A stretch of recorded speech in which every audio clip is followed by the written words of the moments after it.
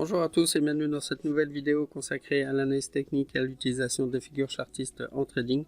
Aujourd'hui, nous allons voir la figure qui s'appelle l'élargissement symétrique de creux après un mouvement baissier.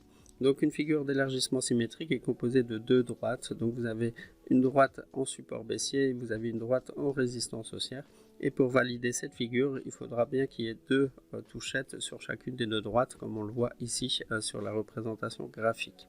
Donc c'est une figure d'élargissement, c'est une figure qui marque l'indécision et c'est une figure de retournement importante qui annonce un possible retournement de tendance.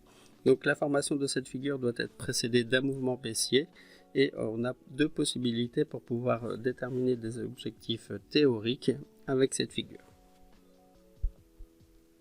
Donc pour calculer le premier objectif théorique, on va reporter la hauteur du triangle à son début au niveau du point de cassure. Donc on voit c'est la petite partie ici entre la première oscillation et la distance entre la résistance et le support baissier qu'on va reporter ici au niveau du point de cassure et qui va nous donner notre premier objectif.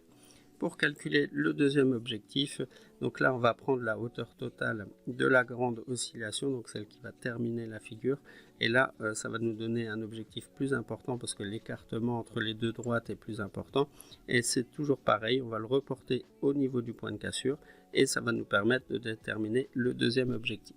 Donc comme ça, sur une seule figure chartiste, vous allez pouvoir déterminer un premier objectif, donc entre guillemets plus facile à atteindre, et le deuxième objectif qui va vous permettre d'aller chercher des gains un peu plus importants.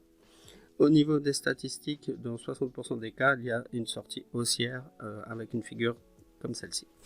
Voyons ce que ça donne sur un graphique en réel. Donc on voit que cette figure s'est formée à cet endroit sur le graphique. Donc vous avez bien le support baissier avec deux touchettes. Et vous avez la résistance haussière avec 5 touchettes.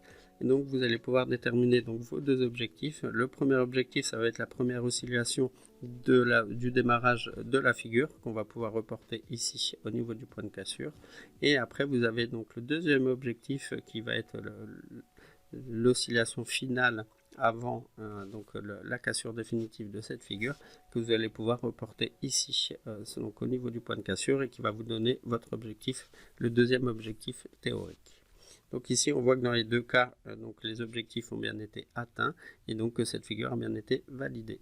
Si vous voulez aller plus loin et apprendre un peu plus d'informations sur l'analyse technique, je vous invite à télécharger un guide gratuit sur les bases de l'analyse technique directement dans la description de cette vidéo. Si vous avez la moindre question, n'hésitez pas à nous mettre un commentaire et nous vous répondrons le plus rapidement possible. Et si vous voulez en savoir plus sur les figures chartistes, nous avons établi donc un guide complet qui reprend une trentaine de figures chartistes. Et là c'est pareil, vous avez également le lien dans la description de cette vidéo. Moi je vous dis à très bientôt et merci de m'avoir suivi.